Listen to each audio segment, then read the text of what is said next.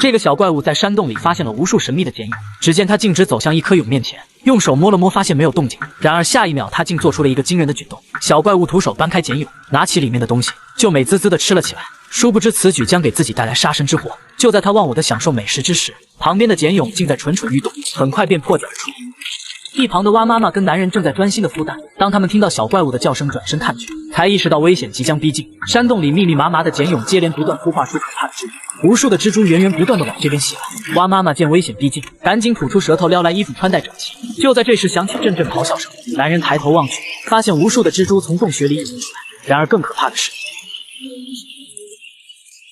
一只身高5米的巨型蜘蛛进进出。男人赶紧下令撤回飞船。两人随即快步转身往后跑，可怕的怪物紧随其后。眼看两人就要被巨型蜘蛛追上，即将小命不保。危急时刻，狭窄的洞穴救了两人。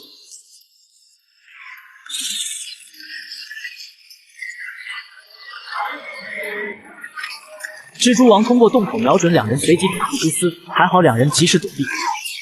然而可怕的蜘蛛依旧穷追不舍。面对汹涌的蜘蛛潮，两人不敢懈怠，拼命地往洞外跑去。着急的蛙妈妈再也不在意形象了，倒地趴在地上就开始跳了起来。两人正跑着跑着，突然一根巨大的蜘蛛腿刺破冰洞，还好两人幸运躲过。眼看蜘蛛王依旧穷追不舍，男人赶紧布置炸弹陷阱。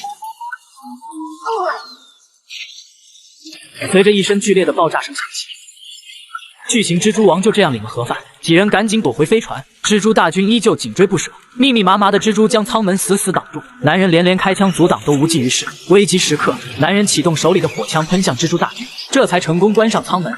就在几人准备启动飞船想要离开时，更可怕的事情发生了。刚刚的巨型蜘蛛王并没有死，怒气冲冲地杀了回来。